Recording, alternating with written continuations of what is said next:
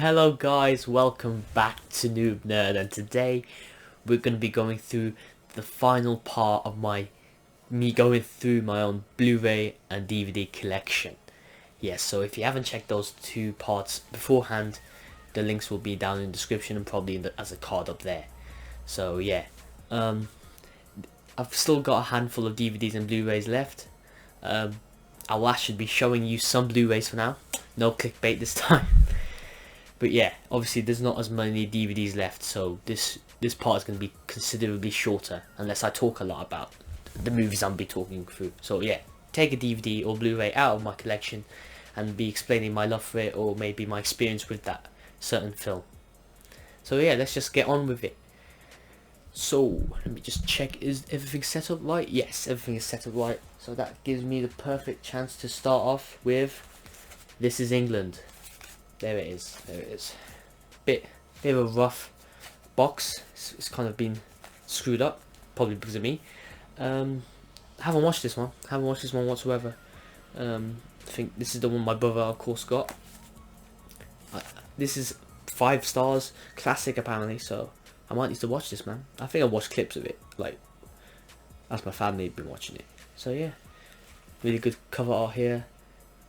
It says here winning the best film from the film festivals rated it, and yeah, it's about 11-year-old kid growing up in the north of England. So yeah, and I guess you can say a lot of stuff about the realities of life in England, not just back in the 1980s when this was set, but also some of the poverty in this country right now and other countries as well. Next movie we'll be going on for another good box set, sort of.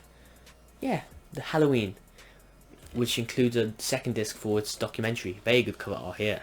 Of course, the famous, infamous Mike Myers. Might need to watch this for Halloween, actually. Who knows? Who knows? Of course, I've never been a biggest fan of horror movies until right now. Oh, I usually just watch horror movies in Halloween, but when I was a kid, I never really watched them for obvious reasons.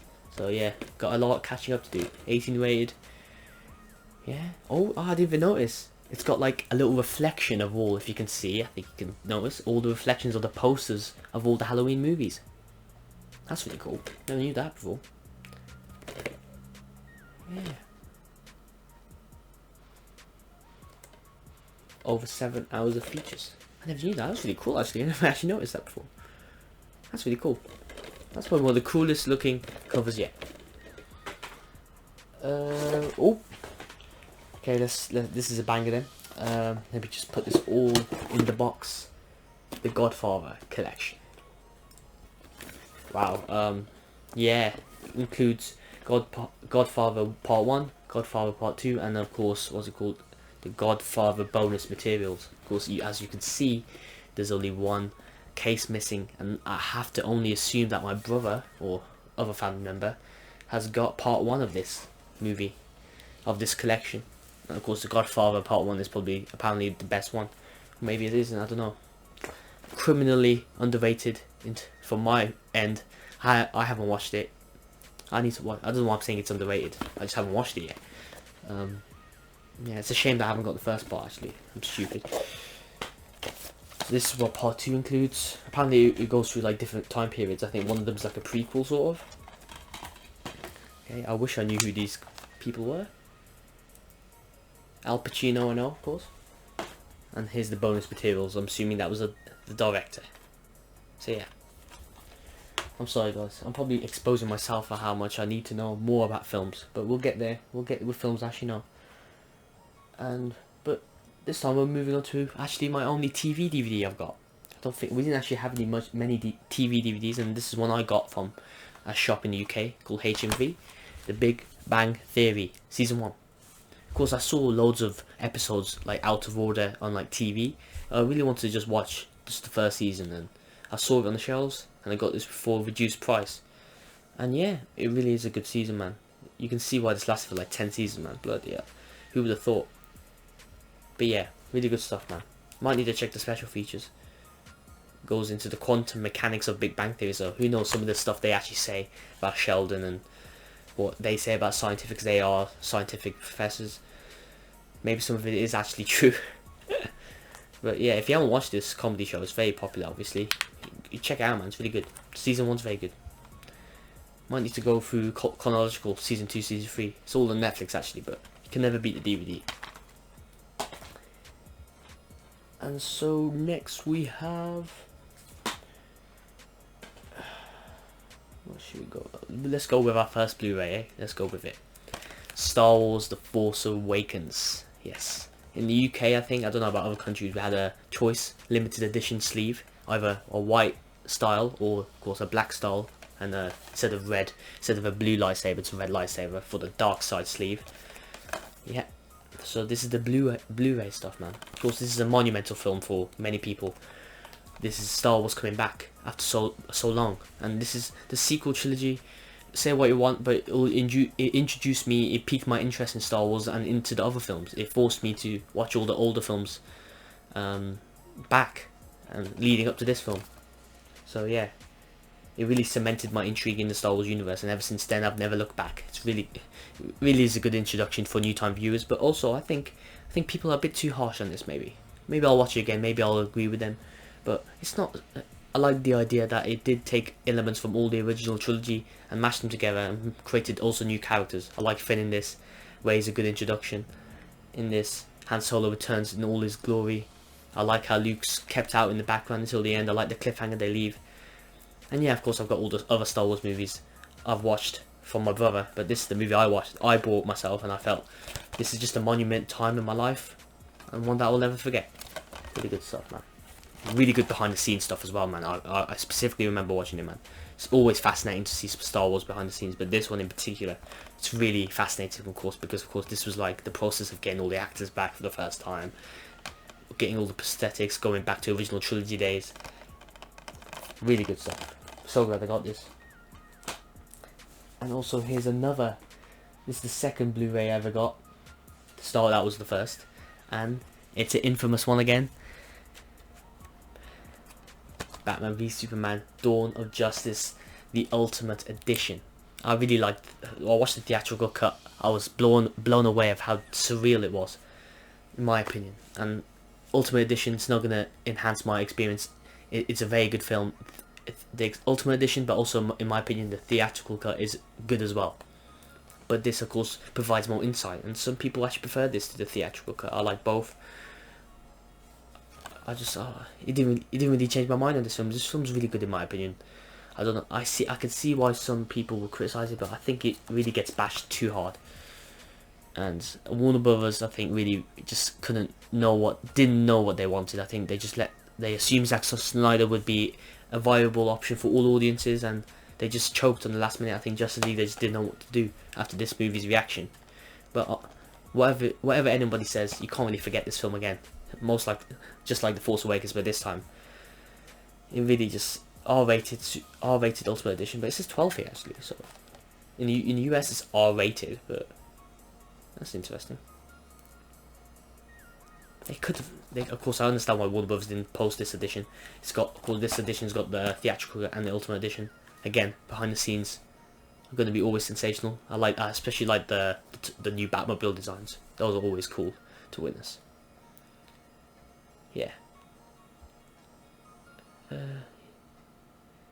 This is the one, man. This is the one. 5 stars, The Sun said. The Sun newspaper, if you are from the UK, you know how reliable the Sun can be in some stuff, but reviews are always subjective, and I got this film, man, and it's a cool cover. It's a really cool cover. The Trinity are here. It is weird how Wonder Woman is the centerpiece, but it is really cool stuff. It is really cool stuff.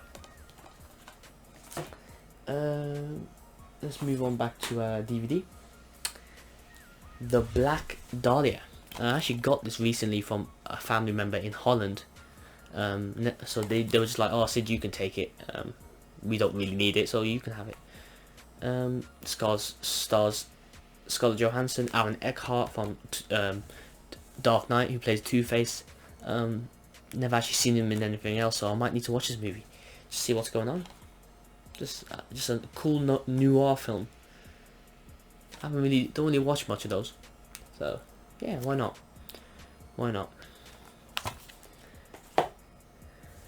So So next we have... Is there any movie? Have I gone through everything already? No, I haven't.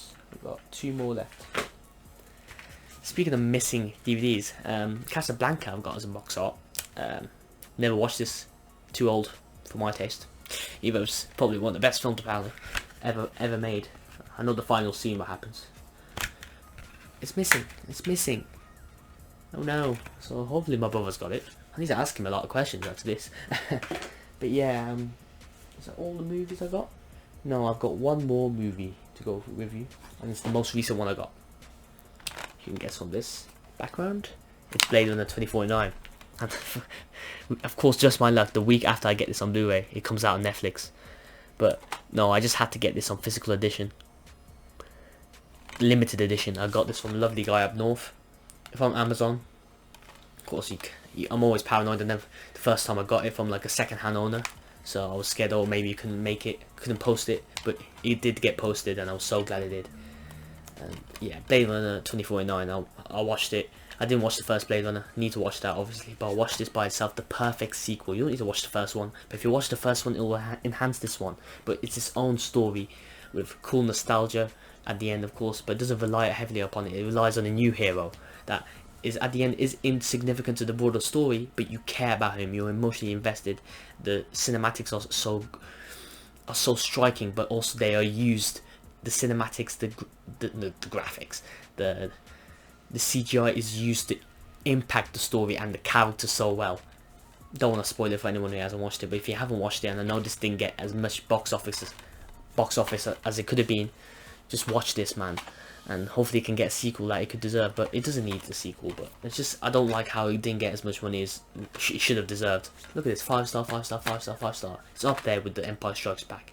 It's up there with Dark Knight. It's just sequels that stand the test of time. This will stand the test of time for years to come. It really is a worthy sequel to one of the most popular sci-fi films of the ages that I need to watch myself. Really good stuff. And also with this limited edition, the reason I wanted this specifically is because not only, of course, it's got a bonus disc that I am yet to watch. I'm sure that's going to be great as well. Ryan Gosling's at his best here. Harrison Ford's really good in this. Yeah, the reason I got this limited edition is that it includes 5 art cards, and you can search it online, but I've got it posted actually on my wall. I might do a showcase of it soon enough, but no, it's really, yeah, I expected those art cards to be bigger so I can post them on my wall, but they really go well up here. So I'm teasing you here. Yeah, you can find it online. It includes 5 art cards containing 5 key moments in the movie, and yeah, I just want to remember this movie and remember what it actually teaches you about life itself, and that's the way it does it. The first Blade Runner apparently, but this one does it in its own unique way. And come on, man, audiences need more movies like this. They don't assume that the audience is dumb, but they just go with their own new take and let the audience follow themselves, just as they follow the protagonist as he finds out what's going on as well. Really cool stuff, and it all connects. It all connects, man. Jared Leto's in this as well. I think there's backstory in him in like comics and stuff as well. Maybe he could have been. He was very creepy in the movie. I wish we could see more of him actually. But apart from that, perfect. It's perfect. And yeah, I think that's all I've got for today. Yeah, thank you guys for watching all 3 parts. If you have, if you just watched this part, you can of course watch the other parts out of order. I always appreciate the support. I like to go through this. I just really wanted to share my experiences of that, and I might do a comic collection if you want that. I've got other videos coming up. I just had my gaming stream for the first time, and I really enjoyed that. I'm going to continue to do more of them so I can discuss stuff while relaxing and just a chill environment in the stream, playing Batman Arkham Knight and other games as well. So yeah, can't wait to see what I do with this channel. I want you guys to be part of it as well. I always appreciate the support. Like, comment, subscribe, and I'll see you guys. Oh, sorry guys for thinking that was the end. I actually missed one vital box set. I had to put this on the other side of the bed for some reason. Star Trek, the original series. How could I forget about this? Look how bold it is. Look at that. Bloody hell. As you can see. And my brother got this ages ago, and I was like, let's introduce myself to something new for the summer. I think it was a couple of summers ago. Just want to go through a show, just like I did with Breaking Bad on Netflix actually. That Breaking Bad movie I'm really excited for. But yeah, this is the first time. Before that actually, I think after that, no, before that I used to do the thing where I just go through one TV show all summer, and I wanted to get introduced to Star Trek, see what all the fuss was about. And the original series, season 1, don't know if I can open it properly. It took me a while. When I was a kid I was stupid, I didn't know how to open this. Do it like that. You have this, and you have all the discs for each separate episode. As you can see, has each character on. And of course, I just wanted to experiment, see what was going on. And yeah, Star Trek. Bloody hell. It's really hard stuff. It's a really interesting design. Oh my god. Cut here. No, let's forget. I'm not gonna cut here. Yeah. So, oh, I didn't even see that before. Yeah, show you everything. Yeah, I watched the first episode. Apprehensive, of course, 1960s television, sci-fi. Okay, I watched Doctor Who. That's my favorite show, so why not give it a chance? And oh boy, I'm glad I gave it a chance. Really, I found out later that my brother actually bought this, but never actually watched it. This DVD, he must have watched it through some other means, because he is a big Star Trek fan, I think, I know. But he never watched this box set.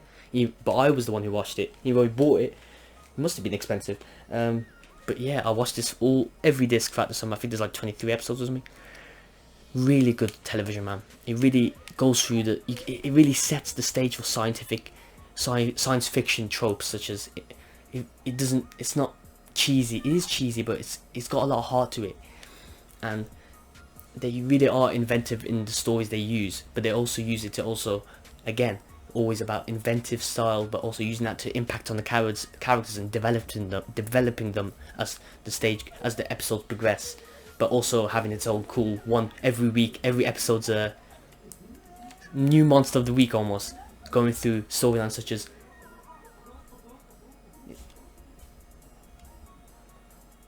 sorry about that.